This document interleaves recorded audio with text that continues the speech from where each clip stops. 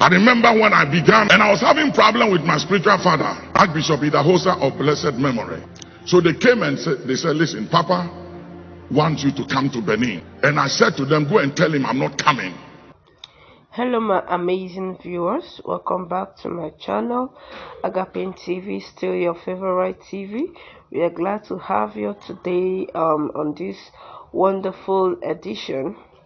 Get seated and listen and watch attentively to what we have for you today.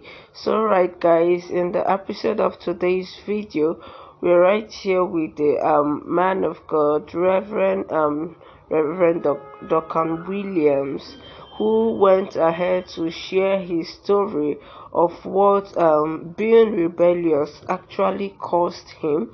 You know, he was a son to or he is a son to the late Idahosa.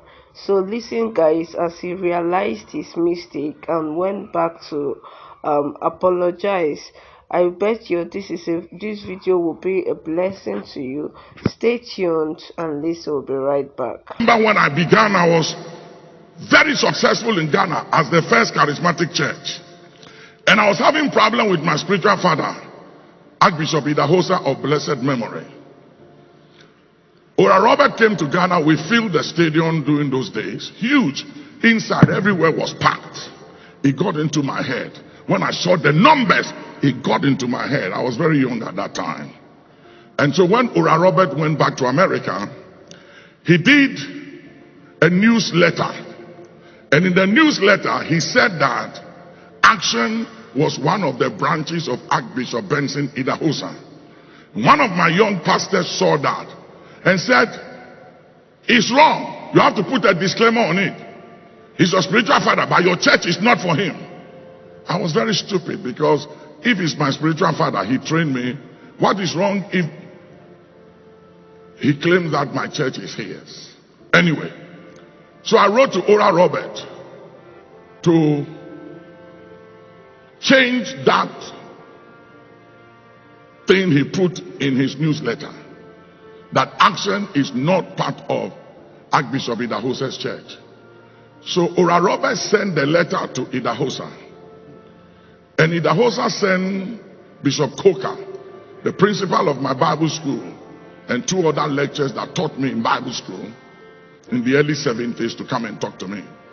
So they came and said, listen, Papa wants you to come to Benin to meet him on this matter.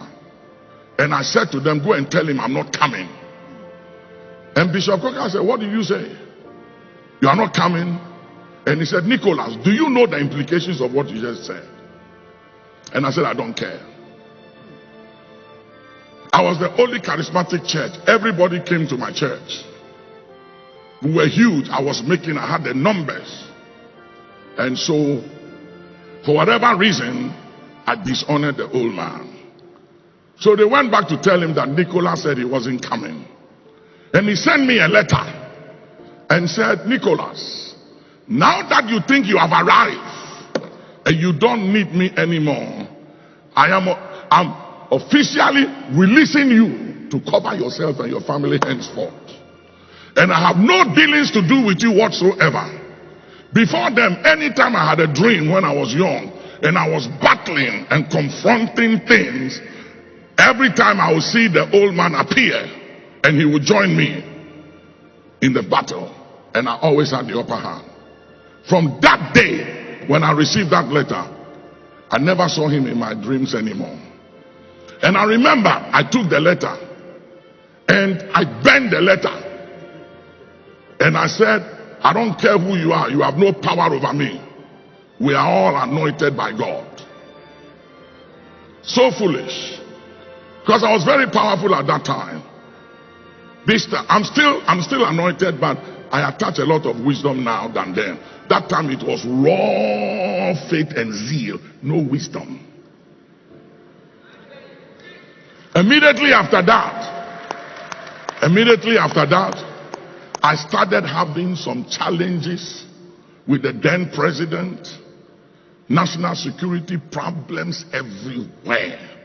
It went on for 2 years. I have to relocate my family. And people said, leave the country. I said, no. I'm not leaving this country.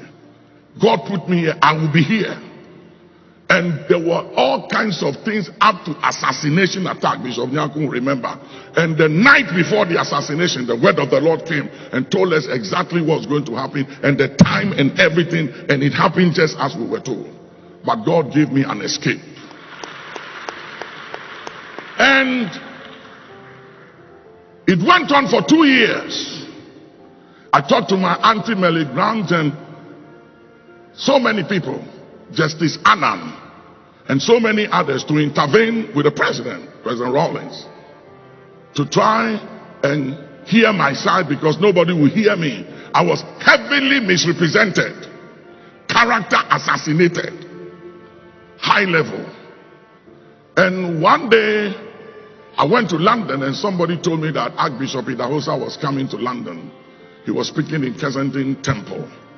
So I cornered him, and when he stepped out of the car coming in, I fell on the ground and I said, mercy, mercy, mercy. Somebody scream, mercy. And you know what he said?